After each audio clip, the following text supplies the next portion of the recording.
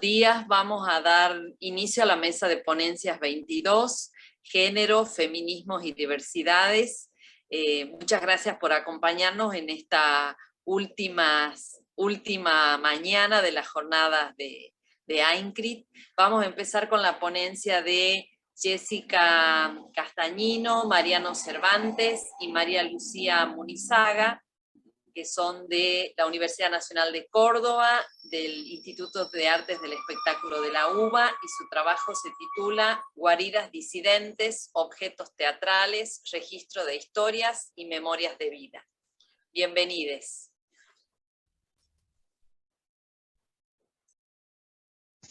¿Qué tal? Buenos días a todos los presentes en este encuentro. Bueno, como ya nos anunciaron y presentaron, nosotros vamos a hablar un poquito de la reinvestigación o el repensar nuestro trabajo final de licenciatura de la Universidad Nacional de Córdoba, Guardias disidentes, objetos teatrales, registros de historias y memorias de vida. Quiero presentarles, bueno, conmigo en esta ponencia va a estar Mariano Cervantes también, y Lucía Munizaga. Nosotros en este momento nos vamos a focalizar en una de las instalaciones de nuestro recorrido. Nuestro recorrido tenía varias instancias de instalaciones y escenas, muestras fotográficas, que funcionaban de manera simultánea, y el público iba recorriendo y eligiendo algunas de esas instancias. Hoy nos queremos focalizar en el Camarín de la Turca, una instalación que además contaba de relatos, justamente de vivencias y de historias de las mujeres trans de Córdoba. En este camarín estaba Lara Gaitán, quien evocaba a la luz y a la voz de la turca, recreando relatos de vidas, momentos de su historia, vivencias, anécdotas y demás. Y no solo recreaba y narraba y contaba las historias de la turca, sino también de todo el colectivo de mujeres trans de Córdoba, ya que estas historias se entrelazaban en estos recuerdos y en estas memorias de vivencias. Podríamos decir que Lara Gaitán ocupaba este rol de actriz-intérprete, y retomando por ahí un poquito a las palabras de Tosi, podríamos decir que era un documento real y empíricamente verificable del relato ficcionalizado. En una primera instancia, Lara narraba y introducía a los espectadores un poquito a estas historias, y luego se habilitaba la palabra en una segunda instancia, donde los espectadores podían también realizar preguntas sobre algunas inquietudes que les habían quedado sobre estos relatos o estos objetos que también formaban parte de la instalación. Teníamos varios objetos. En este momento, Lara obviamente tenía que recurrir a sus memorias de estas historias y de estas vivencias, entonces por ahí el relato autoficcionalizado se volvía un poquito más caótico, ¿no? Donde tenía que evocar a esas experiencias que eran eminentemente subjetivas de estas vivencias. Pero en este juego que viene de esta frontera entre ficción y realidad, de recuerdos y vivencias, nos permitía ingresar un poquito a la historia de la turca, recreada por Lara, y pudiendo también ser parte de la intimidad de estas profundas vivencias cotidianas, en donde también nos acercaba y nos convidaba, no solo a través de su relato, sino también a través de sus vivencias que atravesaban el cuerpo de Lara, ¿no? Estas vivencias que también habían atravesado este cuerpo político. Y quiero evocar a palabras de Blanco en 2018, donde nos habla de este cuerpo político, ya que no se trata de exhibirlo, sino de exponerlo, de ofrecerlo, de darlo. No se trata tanto de un acto de coraje, sino de un acto de generosidad. Es en esto que la autoficción es altamente política. El cuerpo es generosamente entregado a la polis. Realmente estas palabras grafican un poco de lo que sucedía en este encuentro, en esta instalación,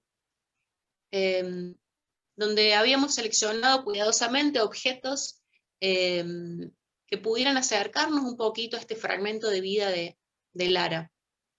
De Lara y de la turca, por supuesto, Lara evocando también a la historia de la turca. Entre estos objetos queremos destacar uno muy importante para nosotros, que es el vestido de Lara, que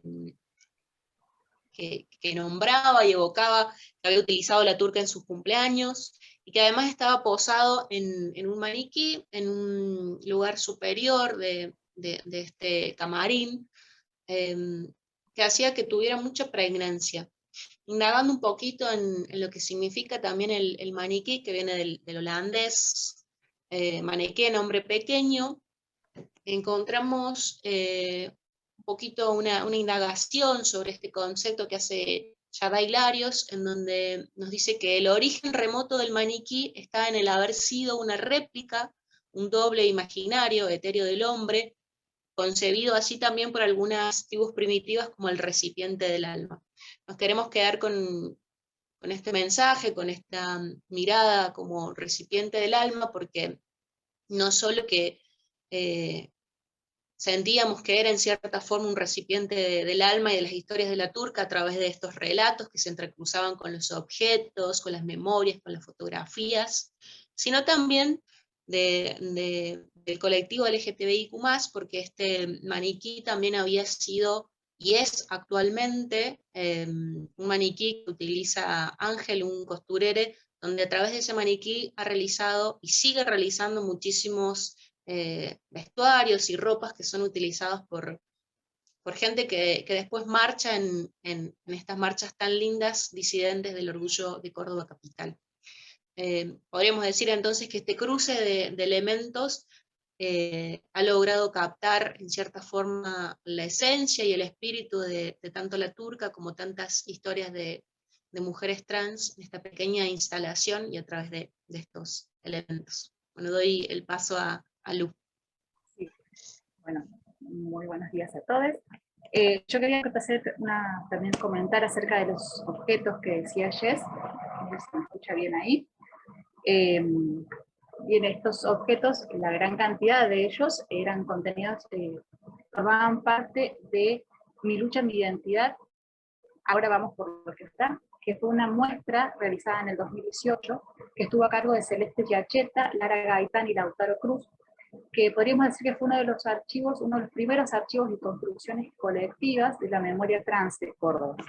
Entonces, como bien decía Jess anteriormente, es muy interesante ver cómo se entrelazan estas historias y en representación ponemos al camarín de la turca como parte de representar parte del colectivo, obviamente a través de la voz de Lara, como bien decía Jess anteriormente. Obviamente este trabajo nosotros lo teníamos dentro de nuestro trabajo final de la licenciatura en teatro de la Universidad Nacional de Córdoba, y era muy interesante ver también este juego de los espectadores para ver qué lugar habitaban y dónde iban a ingresar.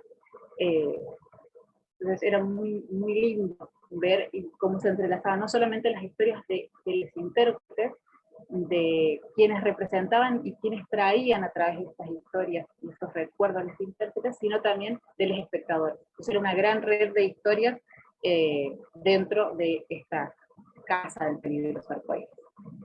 Mariano.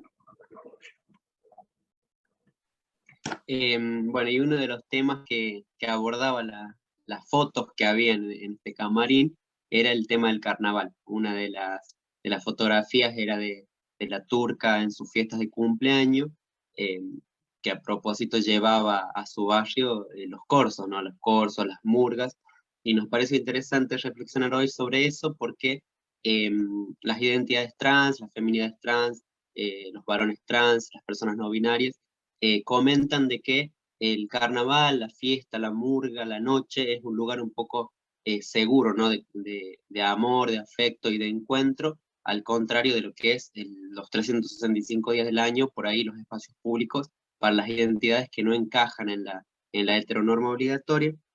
Y nos parece súper interesante cómo este lugar de fiesta, ¿no? Se volvió un lugar de resistencia, de reafirmación de la identidad, de expresión genuina de poder ser, sin miedo a la violencia.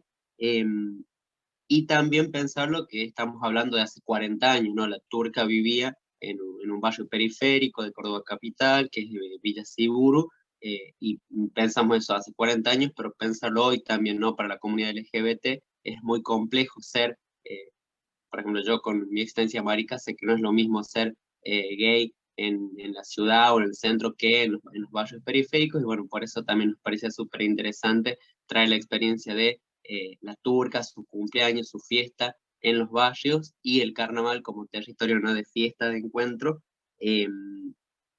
y estos fragmentos de vida, ¿no? Poderlos visibilizar, sobre todo mostrar las historias LGBT, no desde un lugar de comicidad, sino como un lugar de protagonismo, de brillo, de centralidad, o sea, ponernos en el centro de la escena para darles visibilidad, porque también nos parece que hay cosas de las identidades sexogenéricas disidentes que parecen ficcionales, ¿no? O sea, hay historias de vida que nos parecen que se escapan de la realidad, y es por el dramatismo, por la espectacularidad, pero no lo son. Son historias de vida, y que bueno, que nuestro trabajo final un poco las llevamos a la escena para darles visibilidad.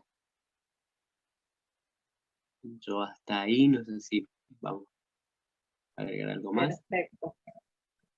No, yo creo que, bueno, como en resumidas cuentas, en el tiempo que tenemos, esa fue una de las partes de nuestro trabajo final, del camarín de la turca dentro de la Casa de Peligros Alcohólicos. Vamos a seguir con las demás exposiciones, las demás ponentes, si les parece. Tenemos a Caio César Silva Rocha, de la Universidad Federal de San João del Rei, Brasil, con la ponencia titulada Prager, Eu Sou, Penélope, Autoetnografía Polifónica en la Drag Queen. Bienvenido, Caio. Bom dia a todas, todos e todes. Peço licença para falar em português. Eu estou com um pequeno probleminha na conexão, então eu solicito, por gentileza, que caso eu tenha alguma falha, vocês me sinalizem, por favor. Tá? Muito obrigado. Como já foi gentilmente apresentado pela Lúcia, eu sou Caio César, sou mestre em artes cênicas pela Universidade Federal de São João del Rei. Essa é a minha segunda comunicação neste evento, né? A primeira, eu falo um pouco sobre um recorte da minha pesquisa de dissertação, e essa de hoje eu vou comentar um pouquinho sobre uma drag queen, a minha drag queen, que eu apresentei há algum tempo, ainda na época da minha graduação, e que ainda ecoa em meu corpo toda a potência, todo o devir feminino que essa drag me propiciou. Né? Então, o título da comunicação é Prazer, eu sou Penélope, autoetnografia polifônica de uma drag queen. Para a gente iniciar, é importante pensar, né, nessa questão da autoetnografia. Né? Afinal de contas, esse trabalho, né, que eu vou intitular de um ensaio polifônico autoetnográfico, o objetivo é entender que características polifônicas, compreendendo esse conceito de polifonia que é proposto aqui no Brasil pela Hernani Maleta, compõe a cena teatral Drag Queen, tendo como objetivo algumas aparições cênicas da minha drag Penélope na cidade de Jequié, Bahia, no período que cursava a graduação em licenciatura em teatro pela Universidade Estadual do Sudoeste da Bahia. O método da autoetnografia, utilizado para a construção deste trabalho, propõe, de acordo com Sylvie Fortin, um diálogo entre a criação cênica do artista e a pesquisa por ele empreendida. Dito de outro modo, a metodologia autoetnográfica visa compreender como as experiências vivenciadas pelo artista pesquisador constituem material valioso e fundamental para abordar os assuntos investigados por ele, tendo em vista que, e aqui eu vou trazer uma citação da Sylvie Fortin, abre aspas, se a pessoa que conduz a investigação é indissociável da produção da pesquisa, por que então não observar o observador? Por que não olhar a si mesmo e escrever a partir de sua própria experiência? Fecho aspas para ela. E assim, apoiado na ideia de Fortin, minhas experiências como Penélope se configuram como um modo investigativo artístico-acadêmico para o desenvolvimento desta reflexão. Para a gente dar continuidade, é importante falar rapidamente, né, sobre esses conceitos de drag queen e polifonia, para, a partir daí, comentarmos mais um pouco sobre a Penélope, né? O que é a drag queen? Durante o processo de construção da drag queen, discutiu-se nos encontros teóricos do grupo de pesquisa sobre a definição desse termo. Segundo Haroldo Santos Fernandes Júnior, os primeiros indícios dessa expressão surgiram nas rubricas utilizadas nos textos dramatúrgicos escritos por Shakespeare, que indicavam que os atores estariam vestidos como personagens femininas.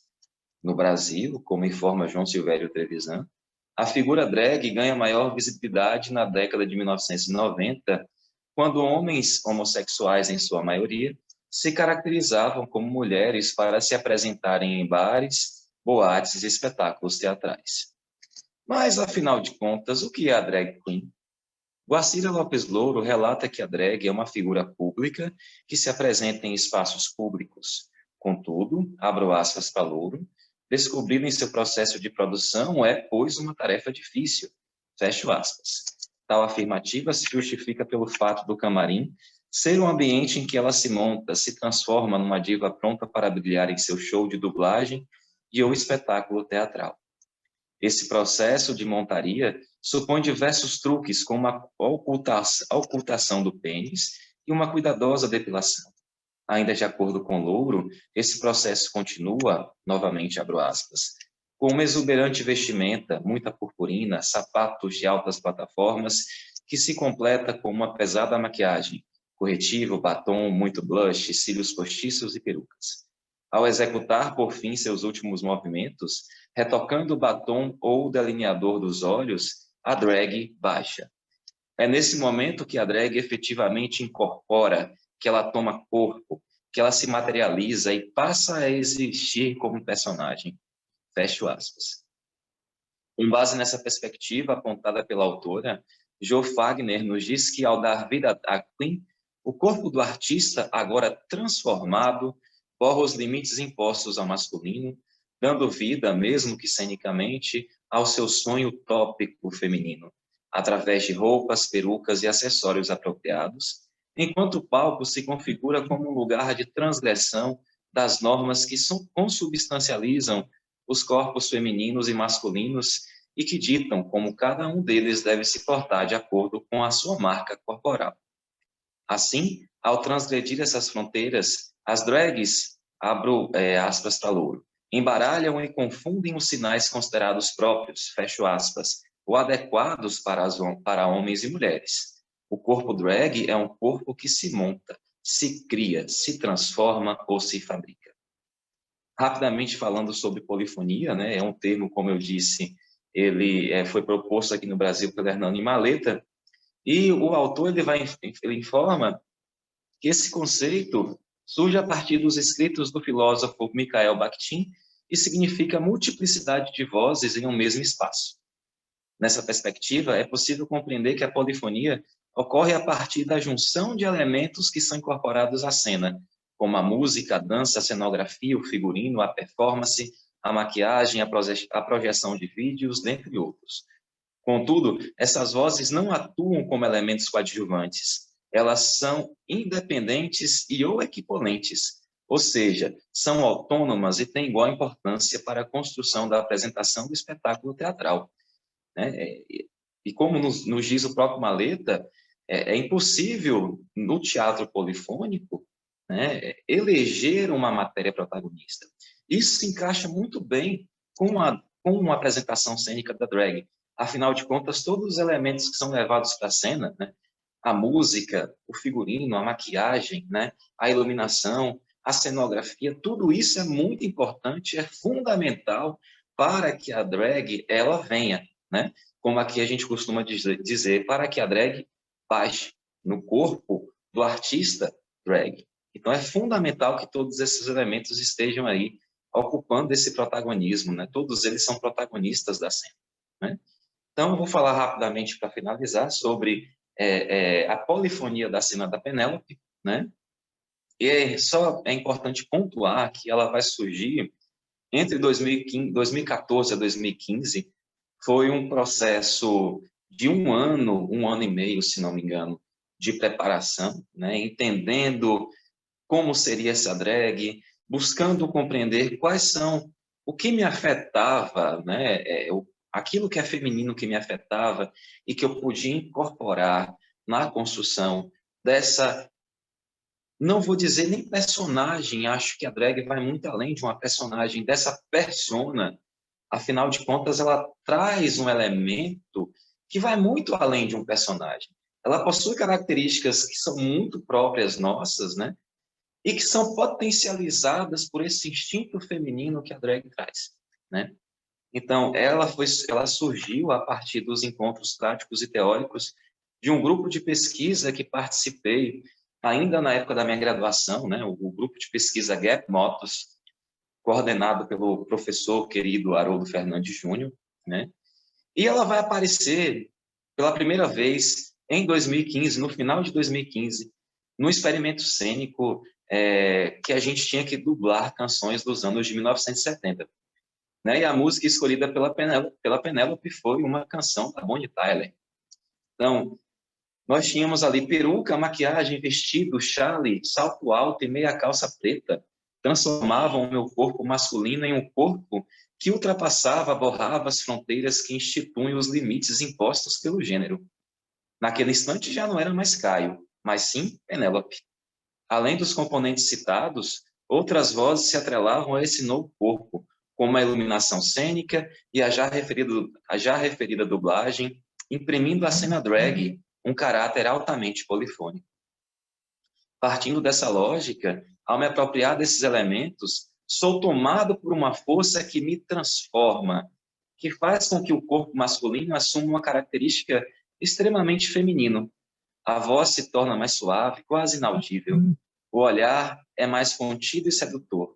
Nesse momento, meu sonho utópico de feminilidade se materializa. Agora sou Penélope.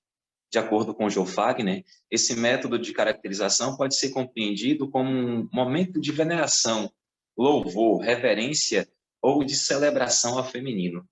É como se, eu abro aspas para o Joe Fagner, a montagem representasse a cerimônia, o corpo masculino fosse o receptor e a drag queen fosse uma entidade que logo encarnará naquela pessoa.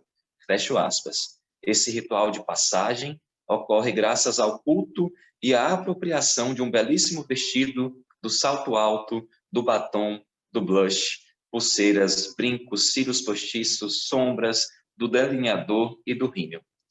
E para finalizar, diante das considerações apresentadas, podemos compreender como o teatro drag queen se manifesta polifonicamente.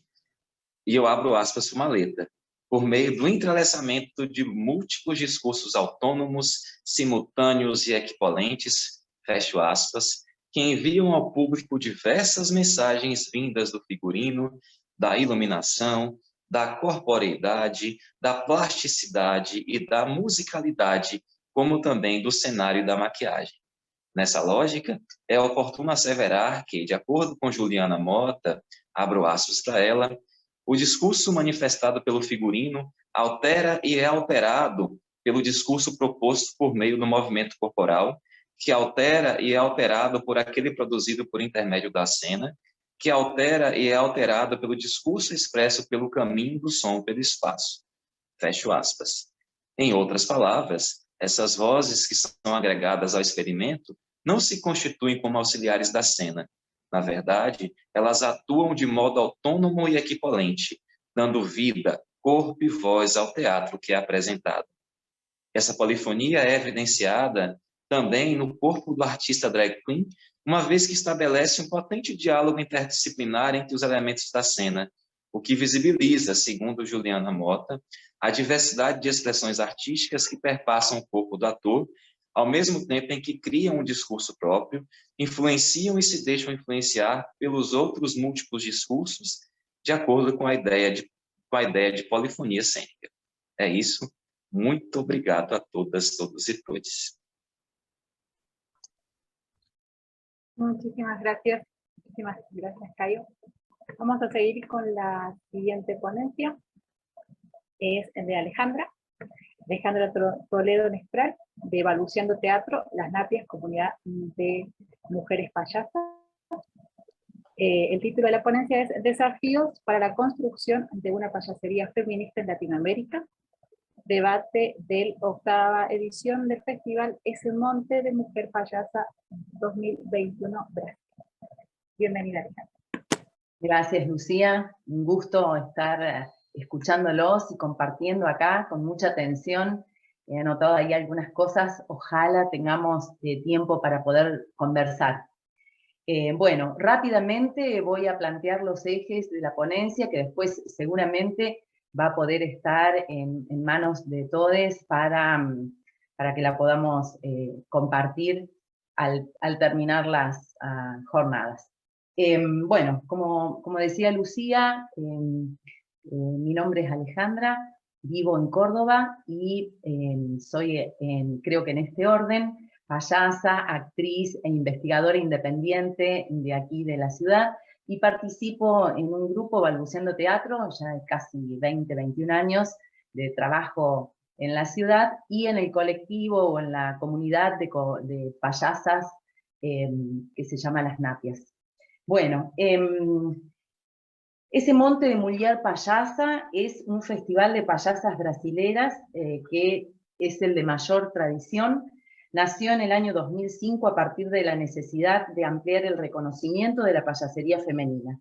Fue también el principal y el primer festival internacional de comedia femenina realizado en Brasil y el tercero en el mundo, concebido y gestionado y llevado a cabo por As Marias da Graça, que es una compañía formada en la década del 90 por 4 actrices y payasas cariocas.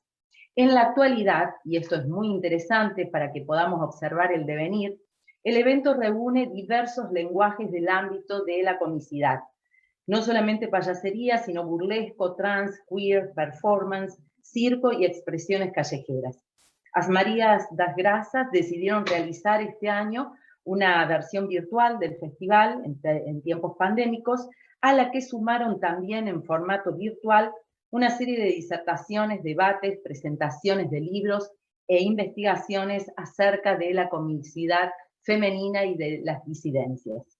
Para esta instancia fui invitada a participar con un espectáculo, un unipersonal que se llama Paraguaguita, que es un espectáculo en clave payasa para todo público. Y las organizadoras extendieron el convite solicitándome efectuar la coordinación de una mesa de debate entre payasas de distintos países de Latinoamérica, cuyos contenidos vamos a trabajar y aquí plantear rápidamente los ejes. En el encuentro realizado en julio, el 5 de julio pasado, participaron 7 payasas referentes de distintas partes del continente. Tatiana Torres Luis de Colombia, Evelyn Sabina Montesinos Cáceres de Perú, Julieta Hernández de Venezuela, Darina Robles de México, Romana Melo, N. Marx y Ana Borges de Brasil. La actividad se planteó a partir de 2 ejes.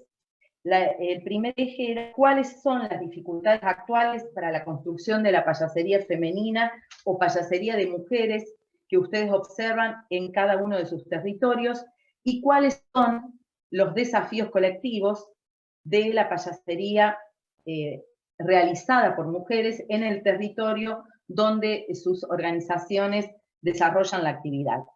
Para comenzar hicimos una breve introducción partiendo de 3 citas que vamos aquí a compartir. La primera de Paul Preciado, que dice: lo que soy, ¿qué más da? Lo importante es cómo puedo ser libre. La identidad de género y la de raza son inventos del patriarcado colonial del siglo XV, defendiendo el antiguo régimen y su pensamiento binario. Un departamento en Urano, Paul Preciado. La segunda cita que elegimos fue de Rita Segato, Contra Pedagogías de la Crueldad, en donde dice: ojalá podamos construir un pensamiento en conversación, que es la mejor manera de pensar, porque pensar, creo, no es otra cosa que contestar.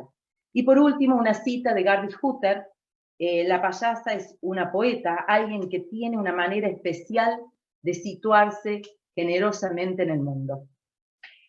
Bien, en la primera parte del trabajo hicimos una introducción en donde lo que intentábamos reflejar, no la voy a leer, pero voy a intentar plantear los ejes, es el avance de la violencia contra las mujeres y las minorías disidentes durante el año 2020 y 2021, con datos y cifras tomados de la pandemia en distintas partes del continente. A pesar de esta situación y a pesar de que la violencia ha avanzado y que las actividades en esta época de cuidado de niños, adultos y enfermos, en el 94% de los casos está en manos de mujeres en nuestro continente, a pesar, digo, de todas estas situaciones tan complejas, el arte de la payasería hecha por mujeres y otras minorías muestra un crecimiento constante en nuestros territorios. En términos generales y según datos de distintas ponencias y tesis de mujeres que están investigando la payasería, podemos decir que es posible ver mayor cantidad de payasas desarrollando el lenguaje y la técnica, trabajando en calles, en teatros, en docencia y también realizando espectáculos online, como fueron vistos incluso en parte de este festival, esta edición online de Ese Monte de Mujer Payasa. Se comienzan a crear en esta época nuevas agrupaciones y se desarrollan redes virtuales entre payasas de poblaciones, ciudades y países en diversas partes del continente. De hecho, nosotras, desde las Napias y a modo particular, también hemos participado durante la pandemia en muchas reuniones online en donde se encontraban alrededor de 100 a 120, 130 payasas para establecer redes y propuestas de formación. En Argentina o en Chile, la payasería está ingresando a las universidades. En otros casos, como en Brasil y Uruguay, donde ya ha sido hecho, se multiplican los estudios y se consolidan las indagaciones en payasería, tanto en estudios de grado, aumentando también la presentación de monográficos, tesinas y tesis desarrolladas por payasas, payases e investigadoras. Voy entonces a plantear rápidamente algunos de los ejes, no todos, pero sí algunos de los ejes que fueron plasmando en este encuentro que hemos citado. Necesidad de formación, profundizar mecanismos de creación de instancias colectivas y de organizaciones colectivas, necesidad de nuevos espacios para reflexionar acerca de la payasería feminista, también para debatir las instancias de qué implica lo político en el arte payaso, cuáles son los nuevos modos de producción a través de las pantallas, que es donde hay una especificidad clara para la payasería, porque falta una relación directa y la presencia de los cuerpos, y entonces se planteaba la necesidad de qué nuevos juegos y qué nuevas poéticas poder desarrollar. Las dificultades que se planteaban eran en relación a los referentes, a las experiencias del lenguaje, ya que en la mayoría de los países latinoamericanos hay una clara referencia de la payasería en torno a las masculinidades, y esto genera ciertas dificultades en el momento de la generación de las propias poéticas y de las propias indagaciones. La otra de las cuestiones que fueron señaladas es la importancia de los procesos migratorios y cómo ellos influencian positiva y negativamente el desarrollo de las tareas de la payasería hecha por mujeres. ¿Qué queremos decir? Se preguntaban y nos preguntábamos las compañeras cuando decimos payasería. ¿Y qué nombramos? ¿Cuáles son los encuadres y los límites del arte y de la técnica? ¿Cuál es la especificidad del lenguaje? Y también la importancia para trasladar estas discusiones a las redes de payasería en formación, a las organizaciones payasas y feministas. Y cómo profundizar en las culturas populares y a la vez ver más críticamente de lo que nos deja ver el patriarcado. Comprender la importancia de lo lúdico en esta situación y a futuro. Cómo podemos desarrollar propuestas para llegar a territorios en donde no existen las redes ni la conectividad. Cómo buscar públicos para la próxima etapa post-pandémica por fuera de la web para expandir nuestro trabajo y para llegar a nuevos espectadores. Cómo traspasar los encuentros. Tuvimos así entonces las exposiciones. En este caso no sé si alguno tendrá alguna consulta, pregunta, lo que quiera aportar antes de cortar. A mí me interesaría saber sobre Caio, hacerle una pregunta, sobre, bueno, esto de las disidencias y el arte en Brasil, digo, en un contexto tan complejo como con el gobierno de Bolsonaro, digo, qué relación hay, qué tensiones se presentan. Digo, te escuchaba y pensaba en eso, ¿no? Digo, por ahí cómo impacta lo político en la escena y en las vidas, ¿no? Eso.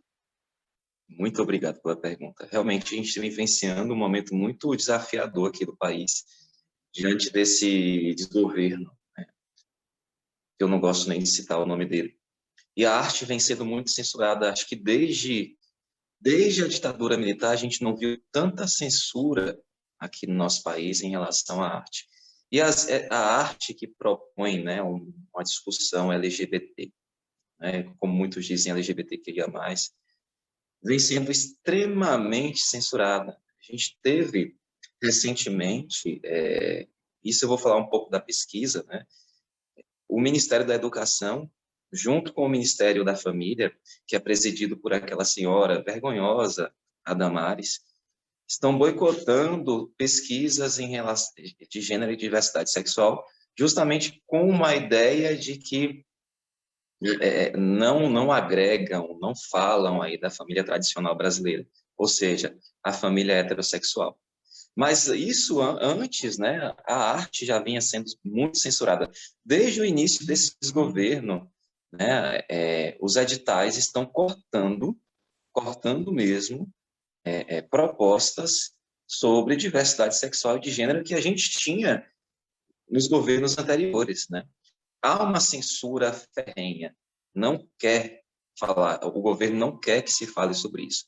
Mas, ao mesmo tempo, a gente também vem percebendo que a mídia, né, a televisão, vem evidenciando com maior afinco as relações homossexuais. A gente teve uma novela que estreou agora recentemente, que já tem aí beijo gay, inclusive até cenas de sexo gay. Então, a gente está observando esse momento aí paradoxal, né, de um retrocesso em virtude do maldito governo, mas também um avanço, né, com a mídia, com o cinema. A arte, ela né, como a gente sabe muito bem, política potente, e a gente vai estar sempre aí batendo de frente, né? Apesar da censura, os artistas estão fazendo sua parte, estão mostrando sua arte, e é basicamente isso. Não sei se respondi. Es muy interesante eso, cómo el arte es ese lugar de avance, de seguro y de lucha. Entonces, en todos lados.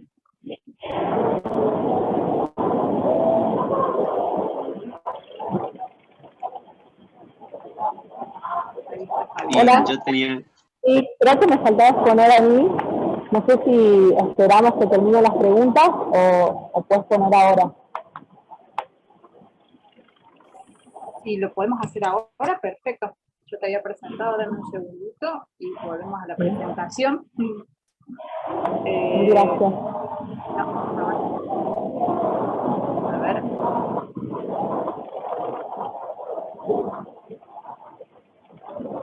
Bien. Acá tenemos el título. Vamos a presentar entonces a Fabiola Vilte, del colectivo de teatro de Grupo de Producción, Gestión e Investigación Teatral, Cuerpos Marrones, en el Teatro de Fútbol. Bueno, muchísimas gracias. Me presentaron, mi nombre es Fabiola Vilte, soy de Jujuy, en este momento estoy en aeropuerto, porque bueno, tengo que hacer combinación para llegar a La Pampa. Mi trabajo parte de la autorreferencialidad, tiene que ver con los cuerpos marrones en el Teatro de Jujuy, la belleza invisibilizada. Bueno, como pueden ver, ahora que encendí la cámara, mi rostro, mi fenotipo, mis características físicas, color de piel, ojos, cabello, ¿sí? Corresponden a una descendencia indígena, ¿no? Que en el norte de Argentina, la mayoría de la población tenemos estos rasgos, ¿no? Y a partir de ahí, de repensar mi propia corporalidad, comencé a elaborar algunas hipótesis en relación a un concepto que hace poco, relativamente poco, hará un año y medio quizás, que estoy trabajando junto con el colectivo Identidad Marrón, que es un colectivo muy grande, federal, que somos personas que comenzamos a cuestionarnos y a pensarnos a partir de nuestras corporalidades y los lugares que ocupamos en la sociedad, y algunas cuestiones que vamos atravesando en la vida cotidiana y las vamos llevando al plano de investigación, ¿no? Tomamos mucho también de las ideas de colonialidad del poder, que nos ha servido muchísimo para poder encontrar bases teóricas sólidas, ¿no? Para darle forma y poner palabras a sentimientos, emociones y maneras de estar en el mundo, ¿no? Bueno, a partir de mirarme a mí misma, de mirar a los otros que son parecidos a mí, otros, otras, otros, ¿sí? Y empezar a cuestionarnos, acciones cotidianas como levantarse por la mañana, mirarse en el espejo, se convierten en oportunidades para recordar de dónde viene uno, ¿no? Y que en realidad mi corporalidad tiene una herencia ancestral y que, bueno, que a veces es desconocida y olvidada, ¿no? Entonces estos procedimientos de desconocimiento voluntario, obligado, tienen un origen profundo y encarnan sus raíces en la culturación, ¿no? De una buena parte de la sociedad y que deja de lado a una parte del todo, ¿no? Y de esta manera, esta forma de existencia que podemos ubicar que comienza desde la colonización, ¿verdad? Estos son los planteos que me empecé a hacer, disculpen los ruidos ambientales.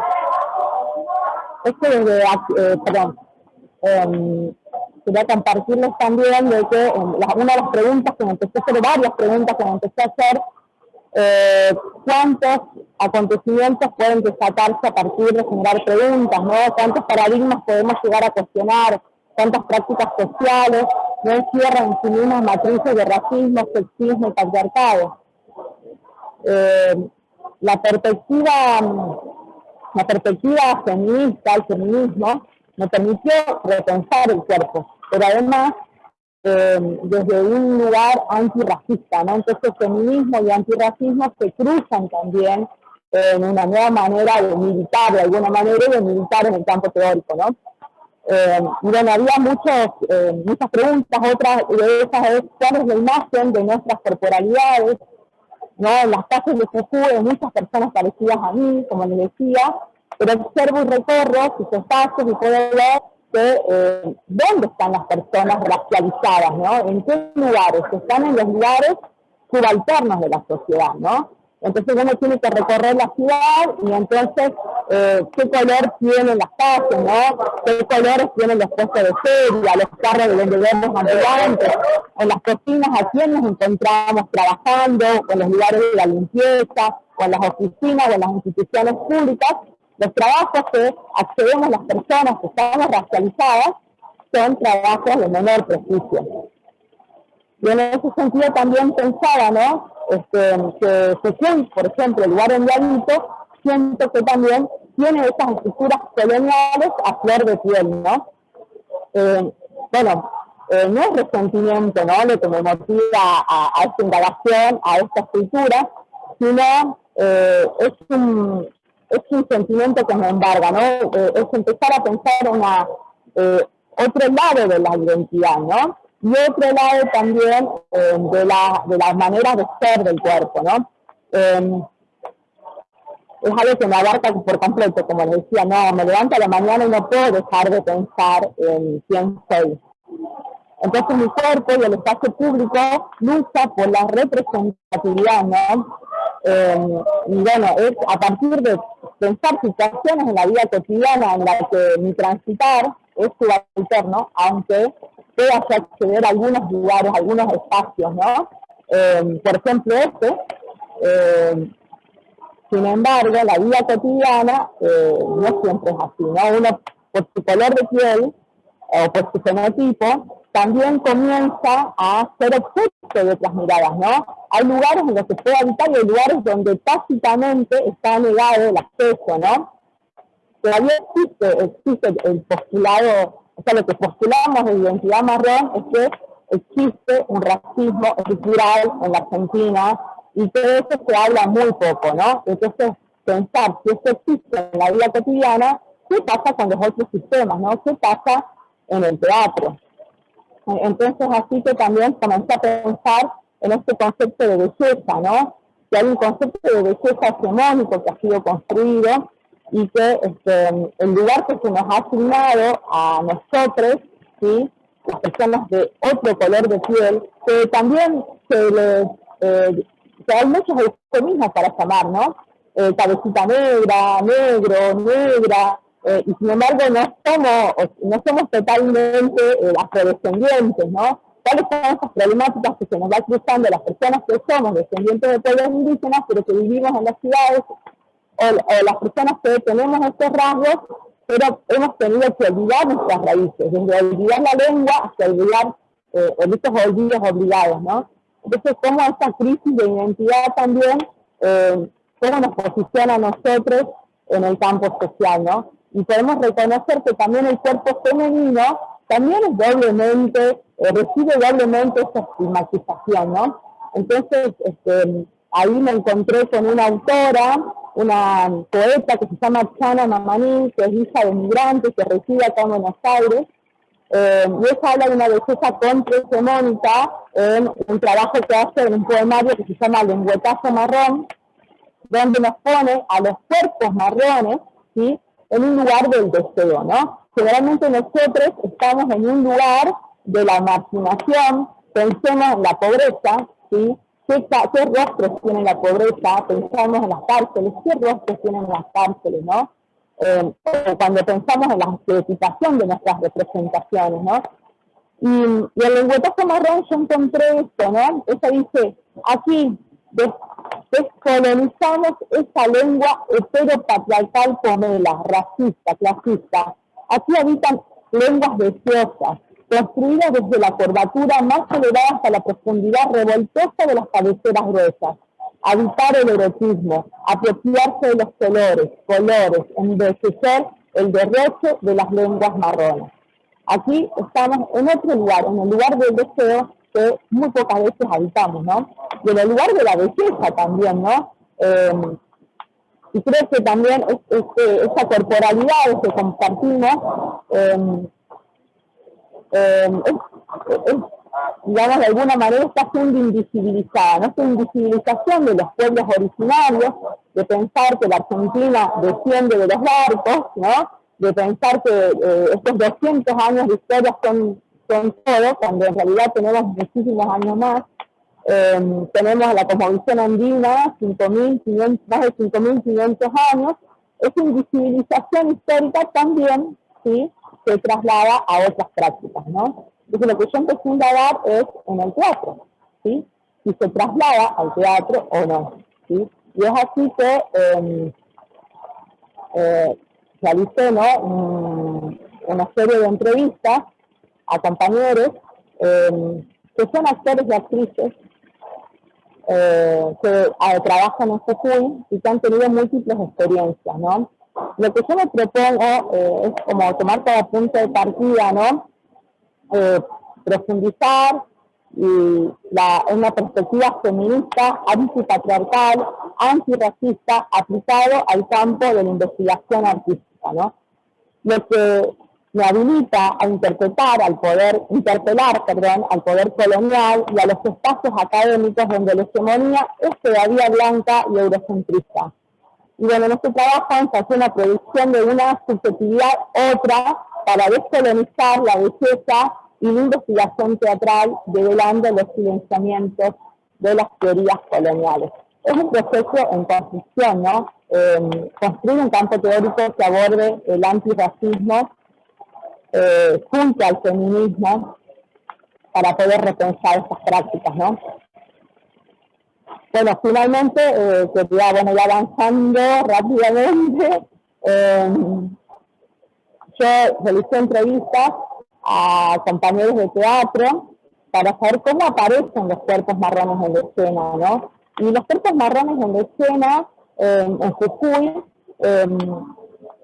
son estereotipados, ¿sí? En una cierta medida, representando, bueno, el lugar que se nos asigna en el teatro, ¿no? Siempre es el lugar de lo,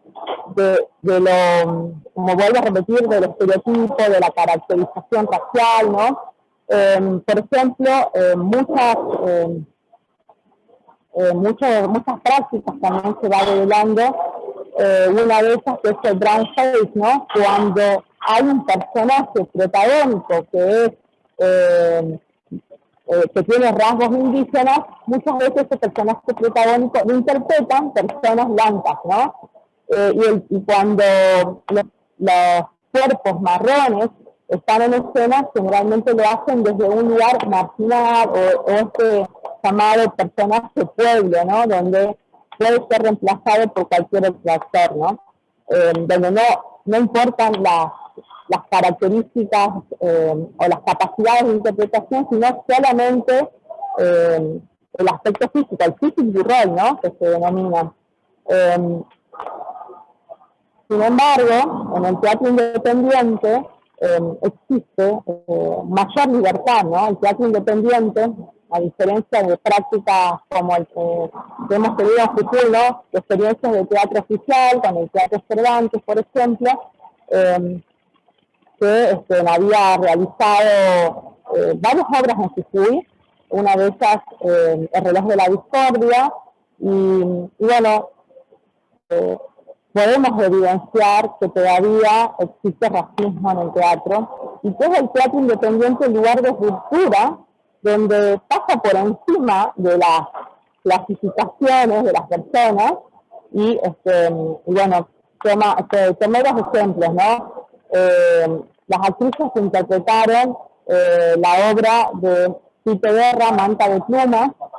Tres actrices sujeñas interpretaron esta obra, el personaje de Lenisa, donde es un personaje de la Puna, una mujer de la Puna, y que interpretada por tres actrices que tienen estas rasgos indígenas, está en un lugar protagónico y realmente donde la belleza no está en un lugar estereotipado, ¿no?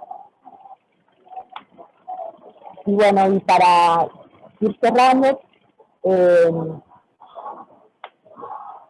voy a leer una parte. Los espacios de formación académica son reflejo de la sociedad. Sí. Fabiola, discúlpame, pero vamos a tener que cerrar, así cada uno pudo exponer un ratito. La dejamos a Alejandra, porque... Gracias. No, gracias a vos por estar ahí. Se corta también en cualquier momento. Alejandra. Bueno, gracias Nora, gracias Lucía. Me parece que es más interesante el poder intercambiar, ¿no? Y compartir algunas preguntas, algunas propuestas a partir de la escucha atenta de los compañeros que formaron o conformaron la mesa. Yo rescato algunas cosas que tomé nota acá y que me parecen muy interesantes. Por un lado, el equipo conformado por Mariano, Lucía, en relación a los decires de Sergio Blanco y el tema de la ofrenda, ¿no? El cuerpo, los cuerpos como ofrenda y la generosidad. Me parece que esto es muy interesante y sobre todo en estos tiempos para que nosotros nos podamos detener en este concepto que regala Sergio en su trabajo y también linkearlo, ¿no? Hacer ahí un lazo con la propuesta de Cayo. Me parece también muy interesante lo que Cayo nos planteaba alrededor de la polifonía de voces, ¿no? Esta toma que él hace de Bastín y cómo poder plantearlo hoy en nuestros cuerpos ofrendados en escena.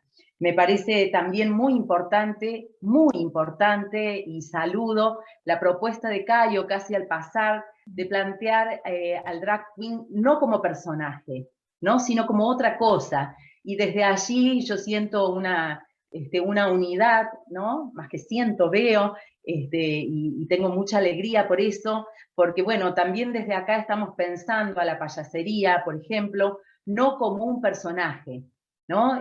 Sino como esto que él señalaba, un territorio situado, algo que no es una construcción, sino que es una deconstrucción, que es un descubrimiento. Entonces me parece muy interesante pensar, ¿no? La teatralidad autónoma desde estos lugares, ¿no? Empezar a pensar desde estos lugares con pensadores como Paul Preciado, por ejemplo, y también desde la propia literatura, ¿no? Donde el teatro sigue teniendo mucho que abrevar. En este sentido, también saludo la propuesta de Fabiola, esos cuerpos, ¿no? Esos cuerpos otros deseantes, los cuerpos marrones, me parece una metáfora hermosa para poder también pensar nuestra constitución, ¿no? La constitución latinoamericana tan diversa. Yo termino el comentario nuevamente citando a Paul Preciado cuando dice: lo que soy, ¿qué más importa? ¿Qué más da? Lo importante es cómo puedo ser libre. La identidad de género y de raza son inventos del patriarcado colonial del siglo XV, defendiendo el antiguo régimen, siglo XV, defendiendo el antiguo régimen y su pensamiento binario. Celebrar en este tipo de encuentros, en las jornadas del ANCRIT, la posibilidad de romper con el pensamiento binario, que esa ruptura se traslade en nuestras poéticas presentes, deseables, juntes con los sectores en donde hoy más que nunca es necesario nuestra presencia y la presencia del teatro. Muchas gracias, mucho para aprender, hermoso, hermoso lo que nos han regalado, gracias. Gracias a vos, Alejandra. Muchísimas gracias también a todos los que participaron de esta mesa. Muchísimas gracias a quienes organizaron también las jornadas. Como decía Alejandra, es muy hermoso poder seguir tejiendo redes para que nos contengan y para seguir creciendo. Así que bueno, muchísimas gracias. Si alguien más quiere agregar algo, no podemos ya cortarlo. Sí, muchas gracias, muchas gracias. Como decía Alejandra, celebremos esto que estamos investigando, esto que estamos defendiendo, que eso es lo más importante, y encontrarnos juntos acá y después intercambiarnos los mails para estar en contacto todos, y esta es la idea y el objetivo de ANCRIT. Así que muchísimas gracias a todos. Muchas, pero muchas gracias. Obrigado, pessoal. Muchas gracias.